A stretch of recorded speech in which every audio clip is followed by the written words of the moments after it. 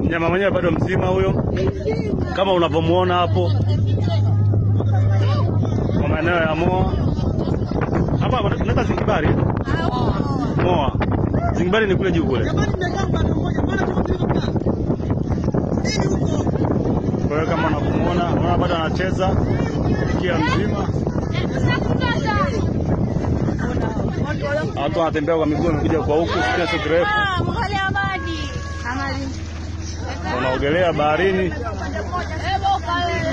Ni jamani siwezi kaka utajibeba. Ndio wasiwasi kana wala. Mimi nitabeba na.